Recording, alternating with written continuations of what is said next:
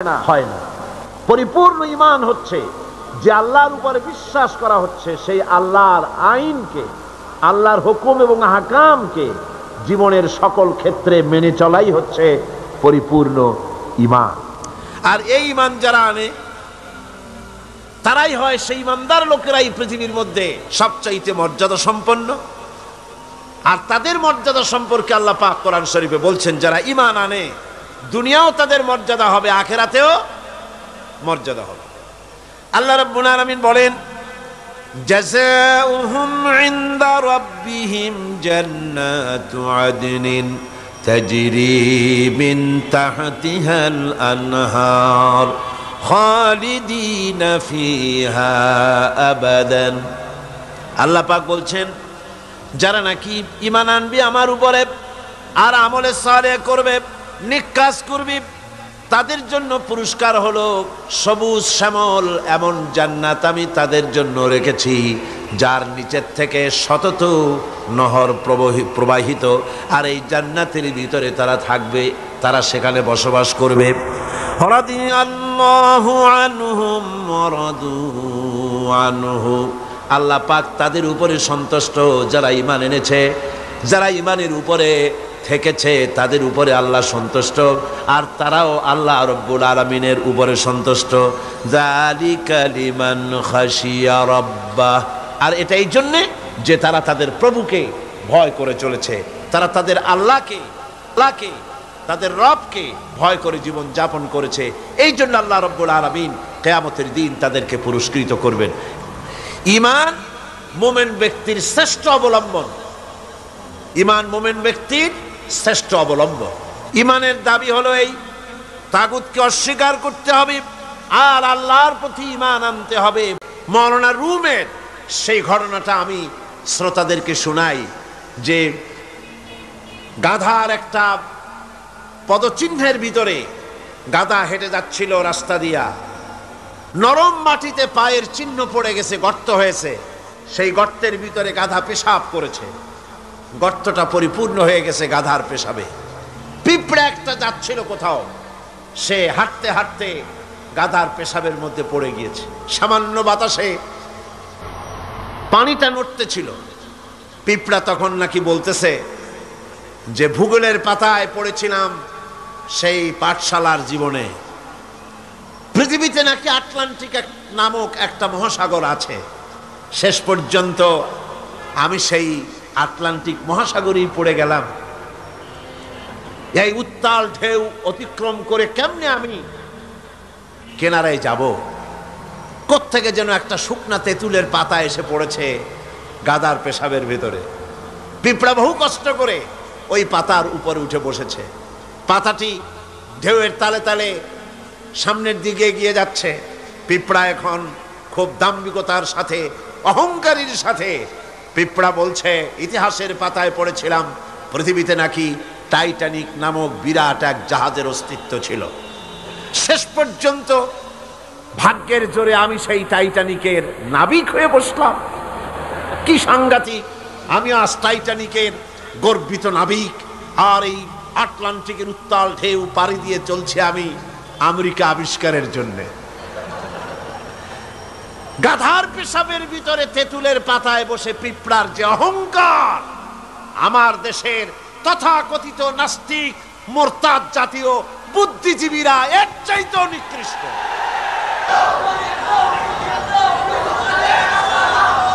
এবার আল্লাহর ভাষায় শুনুন, পৃথিবীর শ্রেষ্ঠ মানুষ কারা তাও আল্লাহর ভাষায় শুনেছেন। এবার আল্লাহর ভাষায় শুনুন, এই পৃথিবীতে নিকৃষ্ট মানুষ কারা। আল্লাহ পাক বলেন, ইন্না শাররাদ দাওয়াবি ইনদাল্লাহিল্লাযীনা কাফারু ফাহুম লা ইউমিনুন। আল্লাহ পাক বলেন, এই পৃথিবীর বুকে বিচরণশীল জীবদের মধ্যে সবচাইতে নিকৃষ্ট প্রাণী বা জীব হচ্ছে তারা, যারা নাকি ঈমান আনে নাই। যারা ঈমান আনে নাই তারাই হলো, অর্থাৎ যারা নাস্তিক, যারা মুরতাদ, তারা হলো পৃথিবীর, যারা কাফের, তারা হচ্ছে পৃথিবীর সবচাইতে নিকৃষ্ট প্রাণী। এই পৃথিবীতে বিচরণশীল জীব প্রাণী যত আছে আল্লাহর দৃষ্টিতে নিকৃষ্ট হচ্ছে কারা? নাস্তিক এবং মুরতাদ। এদের জন্য শাস্তি আল্লাহ রাব্বুল আলামিন বলেন, কাফির দুনিয়া এবং আখিরাতের উভয় জায়গায় শাস্তি তারা পাবে, কোন জায়গায় তাদের শান্তি হবে না। ফাআম্মাল্লাযীনা কাফারু ফাউআযিবুহুম আযাবান শাদীদান ফিদ দুনিয়া ওয়াল আখিরা ওয়া মা লাহুম মিন নাসিরিন। যারা নাকি কুফরি করেছে, আমাকে অস্বীকার করেছি, আমার আইনকে অবজ্ঞা করেছে, অস্বীকার করেছে, তাদেরকে দুনিয়া এবং আখিরাতে আমি লাঞ্ছিত করব এবং তারা কোনো সাহায্যকারী পাবে না। কাফের হচ্ছে, নাস্তিক এবং মুরতাদরা হচ্ছে চতুষ্পদ জানোয়ারের মতো নির্বোধ।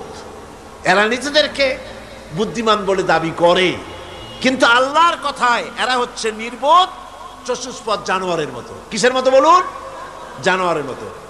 আল্লাহ পাক বলছেন, আল্লাহ পাক বলেন, ওয়ামাসালুল লাযীনা কাফারু কামাসালিল্লাযী ইয়ানঈকু বিমা লা ইয়াসমাউ ইল্লা দুআআও ওয়া নিদাআ সুম্মুম বুকুমুন উমিয়ুন ফাহুম লা ইয়াকিলুন।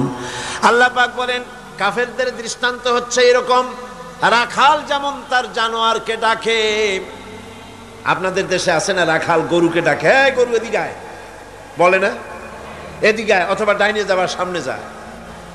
গরু থেকে বোঝে যে এদিকে আয় মানে আমারে ডাকতেছে, ওদিকে যা মানে আমারে সরে যেতে বলতেছে। এগুলো বোঝে? বোঝে না। আল্লাহ পাক বলেন, রাখাল যেমন চতুষ্পদ জানোয়ারকে ডাকে, জানোয়ার শুধু একটা আওয়াজ শোনে মাত্র, কিন্তু রাখাল কি বলে তা সে বুঝতে পারে না, শুধু একটা আওয়াজ শোনে। ও তো হলো বধির, ও হলো অন্ধ, ও হলো বোবা।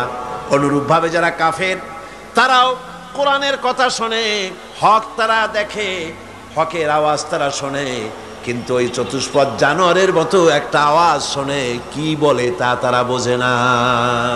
আল্লাহ পাক বলেন, কাফেরদের আমল হলো এরকম, যারা নাকি আমাকে অস্বীকার করেছে, তাদের আমল, তাদের কাজগুলি অবস্থা এমন, যেমন মরুভূমির ভিতরে মরুচারীরা পথ চলতে গিয়ে দূরে দেখতে পায় পানি আছে, মনে করে পানি মনে করে তার কাছে যায়। যখন কাছে চলে গেল, যারে পানি মনে করেছিল, হাত্তা ইদা জাআহু লাম ইয়াজিদুহু শাইয়া, যাকে পানি মনে করেছিল কাছে গিয়ে দেখলো কিছুই পেল না, পানি নাই। আছেন এরকম? মরিচিকা বোঝেন? এই যে চৈত্র মাস, বৈশাখ মাসের যখন প্রচন্ড রোদ হয়, তখন পিচ ঢালা রাস্তার উপরে দেখবেন দূরের থেকে মনে হবে যেন পানি চিকচিক করছে। আসলে কি পানি? না। মরুভূমির উপরে পথ চলতে গিয়ে ওইরকম দেখা যায়, বিরাট জলাশয়, মনে হবে অনেক পানি আছে ওখানে। যখন কাছে যায়, কাছে গিয়ে প্রাণান্ত হয় ওখানে গিয়ে পানিটা পান করার জন্য। আল্লাহ বলেন, কাছে যখন যায়, হাত্তা ইযা জাআহু লাম ইয়াজিদহু শাইয়া, কাছে গিয়ে তখন কিছুই পায় না। এইভাবে মরিচিকার ভেতর মরিচিকা দেখে মরুচারীরা যেমন পানির জন্য ছুটে যায়, পানি পায় না, প্রাণান্ত হয়ে যায়, কাফির বেঈমান নাস্তিক মুরতাদরা তাদের সমস্ত জীবনের আমলগুলি এভাবে নিষ্ফল, কোনো দাম নাই, কোনো মূল্য নাই। তারা নিজেদের তৈরি করা মতবাদকে শান্তি আছে বলে মনে করে, শেষ পর্যন্ত দেখে কিছুই নাই। যেমন কমিউনিজম ৭২ বছর ধরে পৃথিবীকে কিছুই দিতে পারে নাই, জ্বালা দিয়েছে, যন্ত্রণা দিয়েছে, কষ্ট দিয়েছে, হতাশা দিয়েছে, ক্ষুধা দিয়েছে, দারিদ্র দিয়েছে, নির্যাতন করেছে, নিষ্পেষণ করেছে, মানুষের জন্য ভালো কিছুই করতে পারে নাই। বলেন পেরেছে নাকি? কি বলেন, পেরেছে? সুতরাং এভাবে গরিব ওরা মনে করে ভালো, আসলে তো ভালো না। আসল ভালো তো আল্লাহ রাব্বুল আলামিন যেটা বান্দার জন্য করেন, এর থেকে ভালো আর কিছু হতে পারে না। কি বলেন, পারে? পারে না। যারা নাকি কাফের, আমাকে অস্বীকার করেছি, আমার আইনকে অস্বীকার করেছে, আমার সঙ্গে বিদ্রোহিতা পোষণ করেছে, আর এই অবস্থায় যদি তার মৃত্যু হয়ে যায় কুফরি হালতে, তাহলে আল্লাহ, ফেরেশতা এবং সমস্ত সৃষ্টিকুলের লানাত তার উপরে, জোরে কর নাউজুবিল্লাহ। এরপরে মৃত্যুর পর কাফির নাস্তিকেরা যখন চলে যাবে, জাহান্নামের ভিতরে যখন যাবে সেখানেও তাদের কোনো চিৎকারে কাজ হবে না, সাহায্যকারী মিলবে না। দুনিয়াও অশান্তি, আখিরাতেও অশান্তি, শান্তি কোথাও মিলবে না।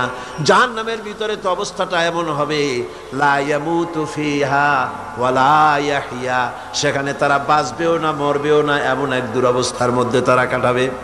সেখানে বসে তারা ওয়াহুম ইয়াস্তারিখুনা ফিহা রব্বানা আখরিজনা না'মাল সালিহান গায়রাল্লাযী কুন্না না'মাল।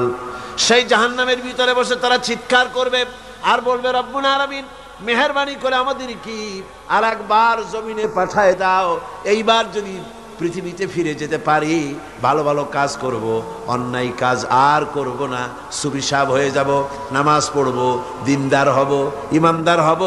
আল্লাহ বলবেন, আওয়ালাম নুআম্মিরুকুম, আমি কি হায়াত দিয়েছিলাম না? করলে তার ভিতরে বহুত কিছুই করতে পারতে, আর তোমাদের কাছে সতর্ককারীও এসেছিল, তা তোমরা মানো নাই, ঈমান আনো নাই। আজকে চিৎকার মেরে কোনো কাজ হবে না। ফাযুকু ফামা লিয-যালিমিনা মিন নাসীর, এই পাপের শাস্তি এখন ভোগ করতে থাকো, তোমাদের জন্য কোনো সাহায্যকারী তোমরা পাবে না, কোনো সাহায্যকারী পাবে না। জাহান্নামের আগুনই একমাত্র তোমাদের স্থান। জোরে কর নাউযুবিল্লাহ, জোরে বলেন নাউযুবিল্লাহ। কাফেররা দৃশ্যত যদি কোনো ভালো কাজ করেও তা কখনো মুমিনদের কাজের সমান হবে না। কাল সুবহানাল্লাহ। কাফেররা ভালো কাজ করে না? করে কি না? করে। কিছু তো ভালো কাজ করে, অনেক ভালো কাজ করে। ভালো কাজ, ভালো কাজ মানে কি? মানুষের কল্যাণের জন্য, জীবের কল্যাণের জন্য অনেক ভালো কাজ কাফেররাও করে। কিন্তু কাফেরদের ভালো কাজ কখনো মুমিনের ভালো কাজের সমান হবে না। আল্লাহ রাব্বুল আলামিন বলেন, আজআলতুম সিকায়াতাল হাজ্জ ওয়া ইমারাতাল মাসজিদিল হারামি কামান আমানা বিল্লাহি ওয়াল ইয়াউমিল আখির وجاهد في سبيل الله لا يستوون عند الله।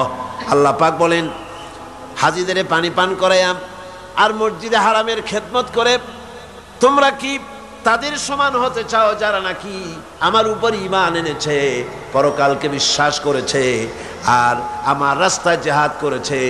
এই উভয় দল সমান আমার কাছে সমান হতে পারে না। লা ইস্তাউনা ইনদাল্লাহ, আমার কাছে এরা সমান নয়। হাজীদের পানি পান করানো কাফেরেরা পান করাতো আর মসজিদে হারামের খেদমত করতো, এই দিয়ে তাদের মনের মধ্যে একটা ফখর ছিল যে আমরাও তো মুসলমানের চাইতে ভালো কাজ কম করি না, আমরা হাজীদের পানি পান করাই, হাজীদের পানি পান করাই, তারপরে মসজিদে হারামের খেদমত করি, কম তো কিছু করি না। আল্লাহ বলেন, যারা ঈমান আনলো, যারা আমার আখিরাতকে বিশ্বাস করলো, যারা আমার রাস্তায় জিহাদ করলো, জান দিল, মাল দিল, কখনো এই উভয় দল আমার কাছে সমান নয়। আল্লাযীনা আমানু ওয়া হাজারু ওয়া জাহাদু ফি সাবিলিল্লাহি বিআমওয়ালিহিম ওয়া আনফুসিহিম আ'যামু দারাজাতান ইনদাল্লাহ ওয়া উলাইকা হুমুল ফাইজুন। আল্লাহ পাক বলেন, যারা নাকি ঈমান এনেছে আর আমার রাস্তায় হিজরত করেছে আর জিহাদ করেছে আমার দ্বীনকে প্রতিষ্ঠা করার জন্য, মাল দিয়ে আর জান দিয়ে, আমার কাছে তাদের বিরাট মর্যাদা। আর ওরাই হলো কামিয়াব, ওরাই হলো সফল কাম, কিয়ামতের দিন তারাই সফল হবে। জোরে বলেন সুবহানাল্লাহ। সুতরাং কাফেরদের কোনো ভালো কাজও মুমিনদের কাজের সমান হবে না, এবং ভালো কাজের মূল্যায়ন কিয়ামতের দিন তাদের হবে না, কারণ তারা ভালো কাজগুলি করেছিল নিজেদের সুনামের জন্য, আল্লাহকে সন্তুষ্ট করার জন্য নয়। ভাইরা আমার, ঈমানের এখানেই হচ্ছে ঈমানের এই গুরুত্ব। ঈমান আসল ব্যাপার, জীবনের সবচাইতে গুরুত্বপূর্ণ বিষয় হলো ঈমান। আল্লাহর উপরে ঈমান এনে সেই ঈমানের উপরে নিজেদেরকে যদি টিকায় রাখা যায়, আল্লাহর উপরে ঈমান এনে সেই ঈমান অনুযায়ী আল্লাহর হুকুম অনুযায়ী যদি জীবন পরিচালনা করা যায়, এটার নামই হচ্ছে ঈমান। এই ঈমানের গুরুত্ব কোরআন শরীফে সর্বাধিক দেওয়া হয়েছে। বলেন না, সবটা কাল কি বর্তমান, সুতরাং বর্তমানের উপরে ভিত্তি করে যে আল্লাহ পাক আইনের কিতাব রচনা করেছেন, তার ভিতরে পরিবর্তনের প্রয়োজন। কিয়ামতের এপাশে পরিবর্তন প্রয়োজন দেখা দিবে না। কোন আলহামদুলিল্লাহ। এই জন্যে কোরআন শরীফ বলছে, রাসূল করিম সাল্লাল্লাহু আলাইহি ওয়াসাল্লামের কাছে তারা বলতো, ইয়াকুলুনা হাল লানা মিনাল আমরি মিন শাই। তারা বলতো, হে নবী,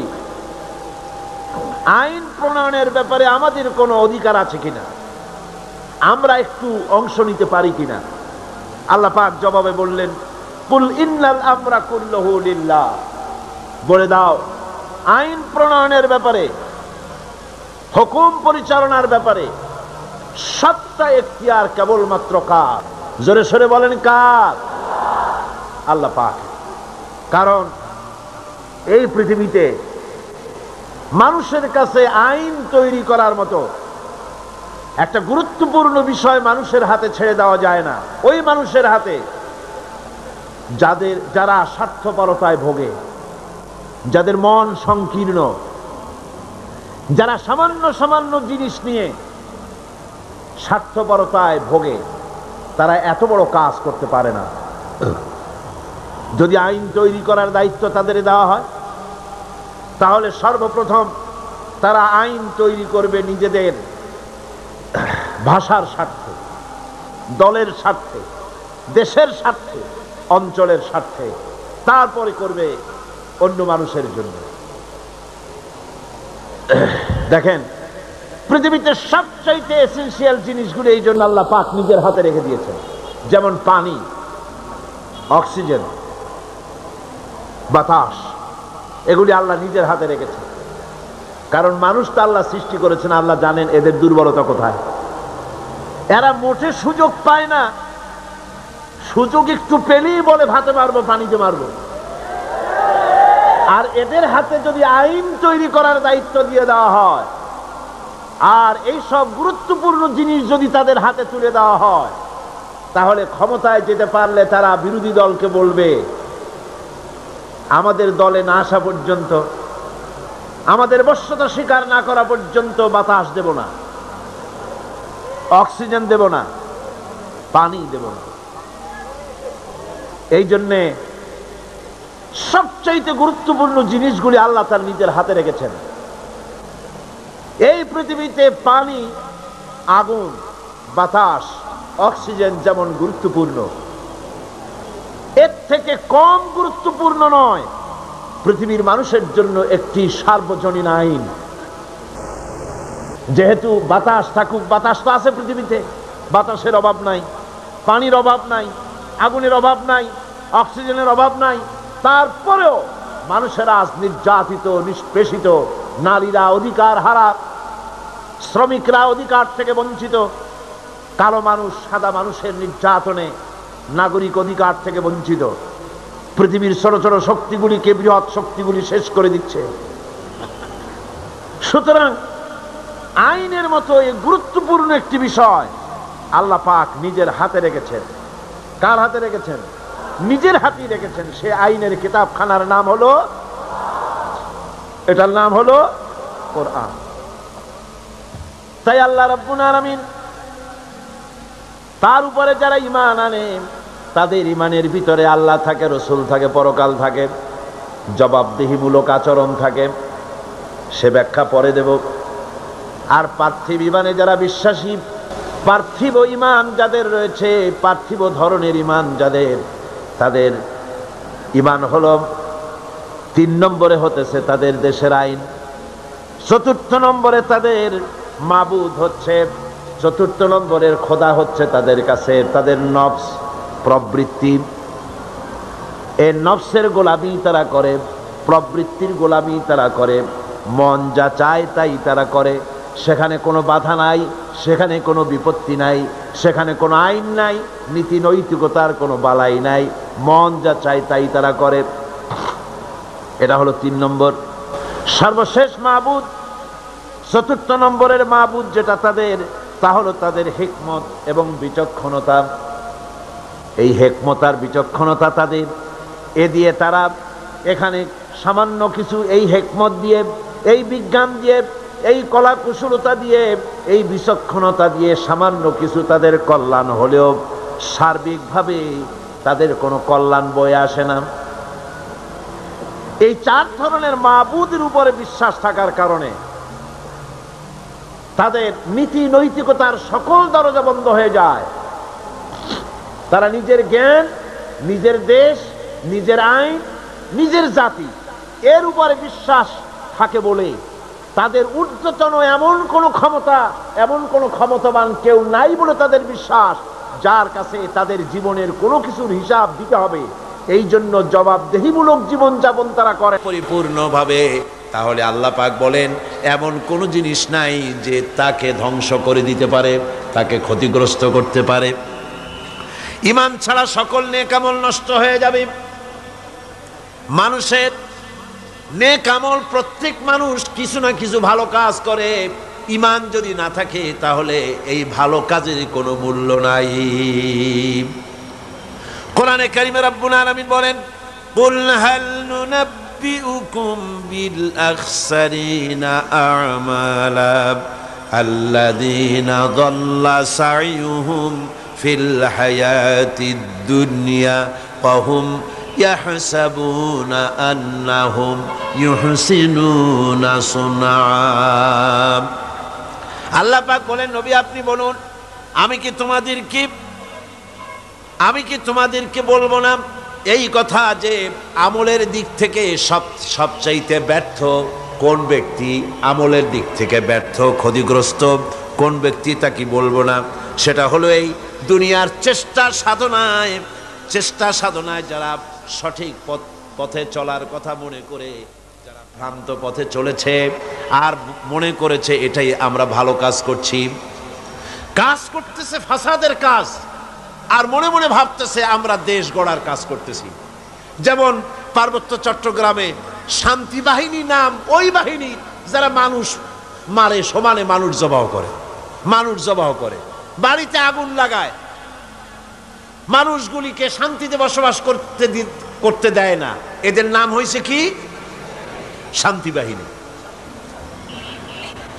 খেরাত কা নাম রাখ দিয়া জুনুন আর জুনুন কা নাম খেরাত। পাগলপনার নাম বুদ্ধিপনা, আর বুদ্ধিপনার নাম হলো পাগলপনা। কানার নাম পদ্মলোচন। এই কথাই এখানে প্রযোজ্য। নিজেরা কাজ করে তারা মনে করে যে আমরা এটা সমাজের জন্য, দেশের জন্য ভালো কাজ করতেছি। আসলে এই কাজটি ঈমানের উপরে না থাকার কারণে এ কাজগুলির দ্বারা দেশ এবং জাতি ক্ষতিগ্রস্ত হচ্ছে, আর তারা মনে করছে আমরা খুব ভালো কাজ করছি। এই যে ঈমান ছাড়া, আল্লাহকে খুশি করার নিয়ত ছাড়া যে কাজগুলি তারা করছে, ওদের সম্পর্কে রব্বুল আলামিন বলেন, উলাইকাল্লাযীনা কাফারু বিআয়াতি রাব্বিহিম ওয়া লিকাইহি ফাহাবিতাত আ'মালুহুম ফালা নুকিমু লাহুম ইয়াওমাল কিয়ামাতি ওয়াজনা। এরা হচ্ছে সেই সব লোক যারা আল্লাহর সঙ্গে দেখা করাকে অস্বীকার করেছে। আমি তাদের এই ঈমান না থাকার কারণে তাদের সমস্ত নেক কাজগুলিকে নষ্ট করে দেব, বরবাদ করে দেব, এবং তাদেরকে কিয়ামতের দিন কোনো গুরুত্বই দেওয়া হবে না। তারা এই পৃথিবীতে যতই নিজেদেরকে গুরুত্ব মনে করুক, নিজেদের গুরুত্ব নিজেরা মনে করুক, বা অপর মানুষেরা তাদের গুরুত্ব দিক না কেন, কিয়ামতের দিন তারা আমার কাছে কোনো গুরুত্ব পাবে না। ঈমান এমন একটা জিনিস যেটা আল্লাহর শাস্তি থেকেও বাঁচিয়ে দেয়। আল্লাহ মানুষের উপরে যদি কোনো গজব আসে, আযাব আসে, এই আযাব থেকে, গজব থেকে বাঁচতে হলে কিসের প্রয়োজন? জোরে বলেন না, কিসের প্রয়োজন? ঈমানের প্রয়োজন।